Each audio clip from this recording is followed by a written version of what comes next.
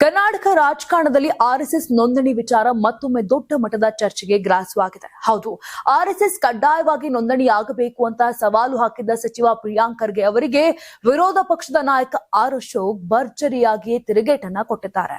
ಇನ್ನು ಸುದ್ದಿಗಾರರೊಂದಿಗೆ ಮಾತನಾಡಿದ ಆರ್ ಅಶೋಕ್ ಯಾವುದೋ ಸಣ್ಣ ಪುಟ್ಟ ಪುಸ್ತಕಗಳನ್ನ ಓದಿ ಮಾತನಾಡುವ ಬದಲು ಪ್ರಿಯಾಂಕ್ ಖರ್ಗೆ ಅವರು ಮೊದಲು ಡಾಕ್ಟರ್ BR ಅಂಬೇಡ್ಕರ್ ಅವರ ಸಂವಿಧಾನವನ್ನ ಓದಲಿ ಅಂತ ಸಲಹೆಯನ್ನ ಕೊಟ್ಟಿದ್ದಾರೆ.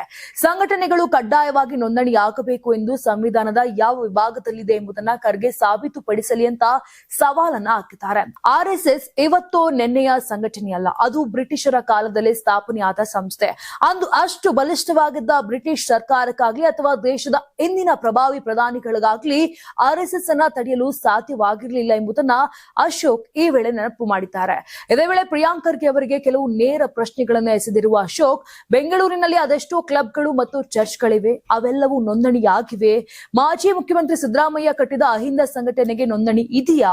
ಹಾಗೆ ಮೊಹರಂ ಮೆರವಣಿಗೆ ಮಾಡುವವರಿಗೆ ನೋಂದಣಿ ಕಡ್ಡಾಯವೇ ಅಂತ ಪ್ರಶ್ನಿಸಿ ವಾಗ್ದಾಳಿಯನ್ನ ನಡೆಸಿದ್ದಾರೆ.